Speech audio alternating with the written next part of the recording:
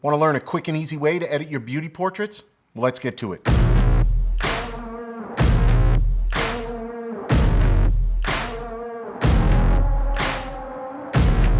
All right, what's up everybody? My name is Sal Sincata, and today we are gonna do some portrait retouching. Of course, there's a million ways to edit your photos. Some could take 2 minutes, 2 clicks. Some could take 2 hours, and I'm opting for a very quick and easy way. So today we are gonna use Luminar Neo. It's a tool that I've been messing around with as part of my workflow, and I've really come to depend on it as part of my post-production workflow. So we're gonna cover it. I'm gonna show you some pictures that I've recently taken on a photo shoot here. So I was lucky enough to be working with Anna, and we were down in Florida. We did some beach photography, some boudoir stuff, and in the spirit of Valentine's Day, we had her in this red outfit, absolutely beautiful, and we shot this, at our place down in Florida. And so I want to edit this particular one, and we're going to do it all in Luminar Neo. And so let's just kind of get right to it. One of the things I do, my workflow, while Luminar Neo is an incredible tool for standalone tool for editing your photos, it's got presets, it's got, you have the ability to have layers and really work your image. You're gonna have to figure out how to work it into your workflow. And I think everybody's got a little bit of a different workflow when they're working on their pictures. I'm a Lightroom guy. And so I like the catalog aspect of Lightroom, being able to see all my pictures, that kind of stuff. And then I tend to do, when I'm working on this stuff, I tend to just kind of white balance and get the basics right in Lightroom. And then I'll work either in Photoshop if I require a lot of heavy lifting, or a tool like Luminar Neo. And that's the part I want to show you, because I have found it to be really, really efficient at some of the beauty work. And so some of you may use the tool already or have messed with it and trying to figure out, how does it work in your workflow. So I'm curious what you think. I think you're gonna like the way I work it. So I'm gonna stop talking and start editing and looking at pretty pictures of pretty people. Okay, so here's Anna, right? And so this is straight out of camera, nothing's been done to it. So one of the first things I wanna do is just, right, in Lightroom, hit W, get my white balance going. And so this is immediately gonna neutralize the image. And I do wanna warm it up just a little bit. I'm looking at her skin tones, right? So if I go off that wall, turned everything white, she's too cool. She gets very vampire looking, which it's a look. Maybe you want that look. And then I'm gonna add a little bit of clarity, very little blacks. And that's really about it. Maybe give it, a tenth or of a stop of light. Well, I'm gonna leave it like this for now. There's some options here. This would be all I would do, believe it or not, once we get color right in Lightroom. So how do you take that image where you start doing a little bit of beauty work, eyes, enhancing the eyes, enhancing the skin, enhancing lips? Where do you do that, right? Previously, you'd go into Photoshop, and I don't know about you, I would get lost in Photoshop. An hour would go by, and I still wasn't, done working on the image. And it's just not efficient. It's not where I want to spend my time, especially if I want to get this out on social media quickly or, just ready for the client. So enter Luminar Neo, right? So I started messing with that tool in earlier versions, and I fell in love with it. So let me show you how I use it. So here you're gonna go Luminar Neo, edit in. So that's gonna open up that tool. Obviously use the Lightroom adjustments that you've made, and now that tool is gonna come up. All right, so once you get into the Luminar interface, it is pretty straightforward. You've got parts of it which are preset driven, which is what we're looking at now, where you can just come in here and say, okay, I just want some one-click edits. And so you can go into, we'll try a couple of these where, I'm messing around with this as I'm doing this to show you how easy it is to work on. So we can say, hey, let's do some easy portraits on the presets. We can select high key.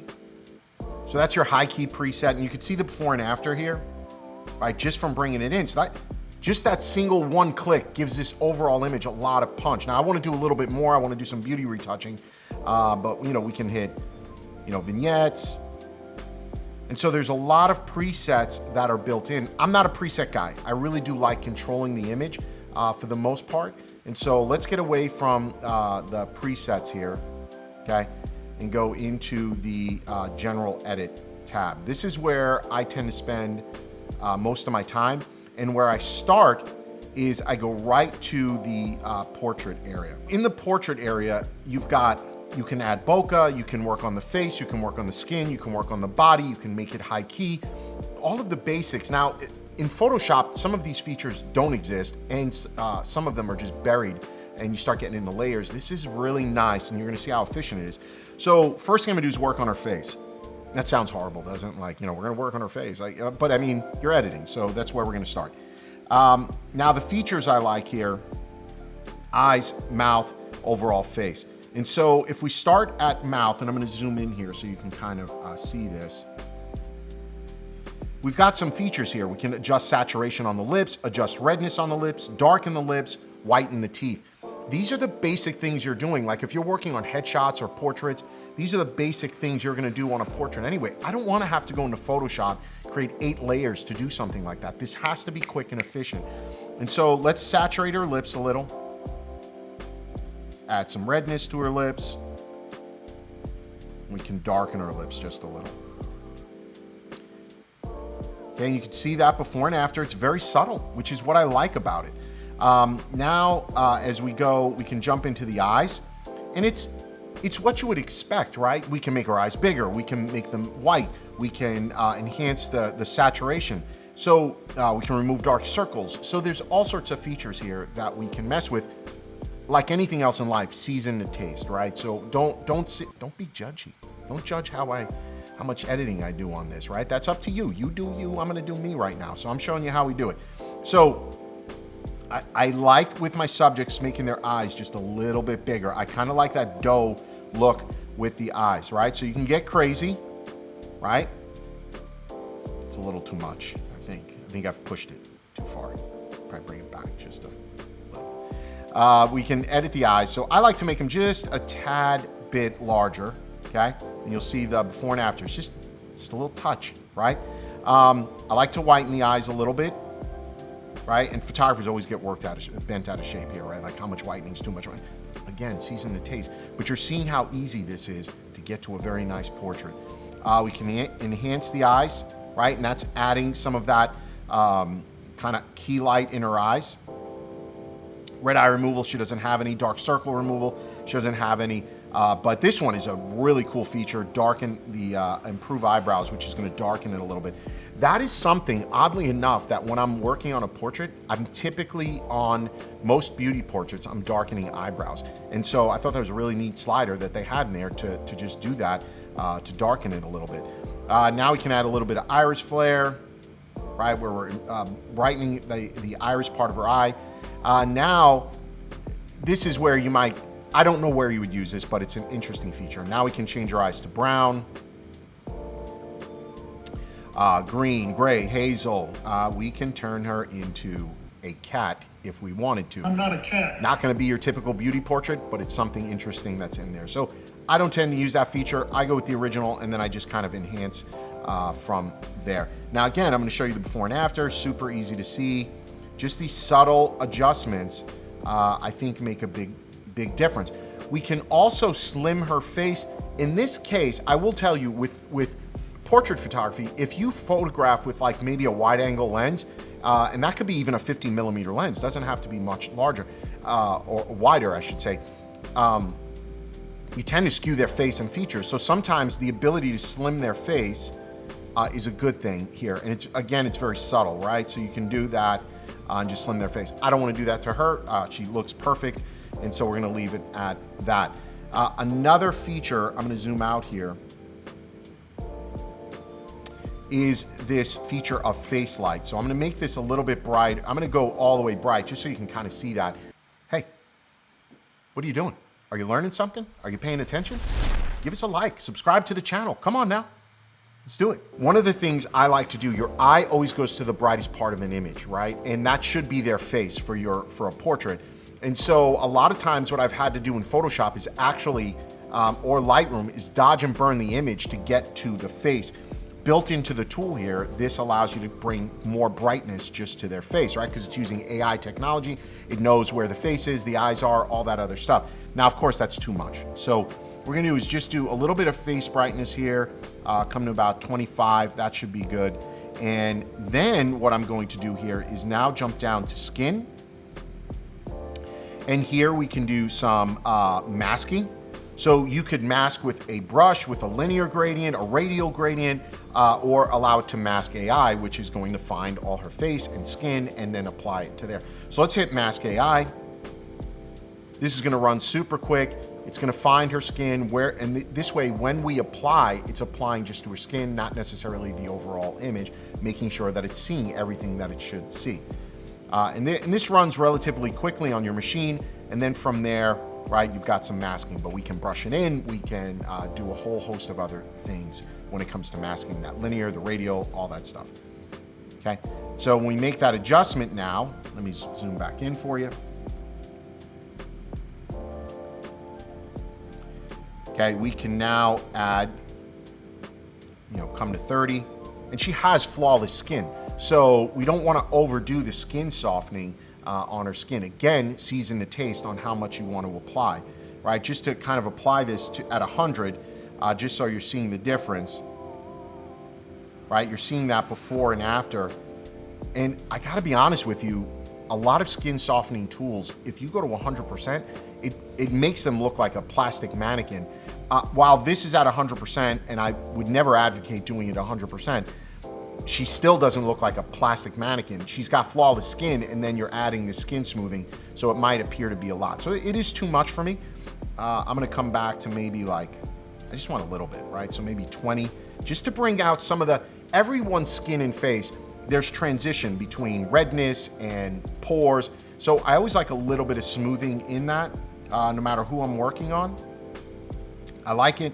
And now, if you've got a client who's got some T-zone, some shine, it's got built into the tool shine removal, something your Photoshop and Lightroom just don't have. And that is a place where I would spend a tremendous amount of time if you didn't have a hair or makeup artist take care of that kind of T-zone. I'm gonna give her a little bit more skin softening for that. Okay, so I like that. Now I'm gonna zoom back out. So now what I wanna be able to do here, and remember, this is all kind of beauty corrective at this point. We haven't done any stylizing of the image or anything like that, which is built into the tool. And you're gonna see some of that. So we've messed with her skin, messed with her face. There's nothing to do on her body. What I would like to do now is add a vignette. So we're gonna click on vignette here. And we can say choose our subject. I'm gonna show you that in a second, right? So I'm gonna do extremes here. So we're gonna do 100% vignette and some feathering. So what you're seeing here is, by the way, this is how they used to vignette, right? Back in the 70s and 80s, yeah, really, really bad. Or it could go even worse. Let's go with white. There you go. Oh, that's very trendy. But what you're seeing here is it's operating off the center. And that's not usually where the face is. Remember, I want to drive everything to the face. So you select this, choose subject, click on her face, and now the vignette is kind of, messing around there. And you can move this around if you feel like it's a little too high. I like that, right? It's around her face and chest area. And now, of course, we've got to get realistic with this vignette. That's a bit much. All right, so we'll go about -14. We can, of course, really soften that, maybe go a little heavier. And if we just look at before and after, right, you're seeing that we're driving into that frame. And of course, we're now being driven off the edges and closer to her. If you want to go heavier, you can go heavier with the vignette. But again, like everything else, season and taste. And if I just want to see the before and after of the vignette, all I got to do is toggle on and off with that feature here. So like I said, we can go a little heavier and maybe, soften that a little bit more. So hopefully that's making sense, right? And we can control the size of that vignette, right? We can make it a little bit tighter. I like that. And now maybe we feather it a little bit, right? So that's no feather. That looks ridiculous. And we go all the way out and just really soften that gradient. Here's where we can go back to face. So we can go back to face and increase face light here. Now you're seeing her face, just that little pop. She's popping off in that frame. And if we look at overall before and after, right? So that's a nice place to be just from a beauty portrait perspective. Is this gonna be on a billboard? Am I gonna have to go in and create poor detail? Come on, guys, 99% of your images don't require that level of detail work where we've got to do frequency separation and all this other stuff. I want this to be client ready, social media ready. I want it to have some pop. I want it to be cleaned up. I want the eyes to look right. So this process that I'm showing you while I'm teaching you on it, this process is taking me in real time less than 5 minutes on an image. Time is money when it comes to that. Okay, so now we've used kind of like the basics. I could save this out, put it back into Photoshop or Lightroom and go from there, right? Render it out. I could send it to the client. I can put it on my website, but I want to give this a little bit of toning now. And so, of course, we can use some of those presets that were there, but that's not what I want to use. Instead, what I want to use are some of the presets that are built in here where we have a little bit more control, right? So we've got some matte finishes, some toning, some mood. So if we go into mood here, right, it's basically like just applying a LUT to video. They've got some built-in ones, right? So we can go, and as you're seeing me, you can import them, which is amazing, by the way, because we can import LUTs that are being sold for video and being sold for other products that are out there, and import that LUT file. It's basically just a preset. And so there's some that I really, really like that we can mess with. So if we look at cross-processing, this one, Dallas, I thought it was pretty cool. And so on here, we can increase the amount, right? Decrease the amount. We can apply contrast. We can apply saturation. And again, if we look at the before and after of that, that's a pretty cool looking shot. I mean, I really do like that. I like that toning. It gives it that something special. So if we look at some of these other ones, we can look at creative, and there's one Manhattan I thought is pretty cool as well, right? It stays within the tonality of the image, but it gives it a little bit punch, a little bit of warmth. That looks really nice too. Again, we can increase that saturation. Now, the one thing I will tell you that I wish and I hope they fix in future versions is the ability to hover and see that preset change, right? It's a bit clumsy in that I have to apply this, back out, apply it, back out, apply it. So that's a bit clumsy. It would be nice in future versions where, and I can only imagine they would eventually do that, where I can click on this and then or just hover over it and see what that looks like. Because a preset's gonna look different, a LUT's gonna look different on your image, right? Is it a high key image? It's gonna look one way. Is it a low key image, right? Or with flash, it's just gonna look a different way. So this is nice because this in and of itself has some warm tones in the skins and you can see its cool tones in the shadow. And I really like the way this looks. So we'll go with this LA version of it. I mean, and if we look at before and after, right? That's straight, I mean, that's pretty much straight out of camera with some white balance adjustment. And now that's a cleaned up image, beauty portrait, toned image.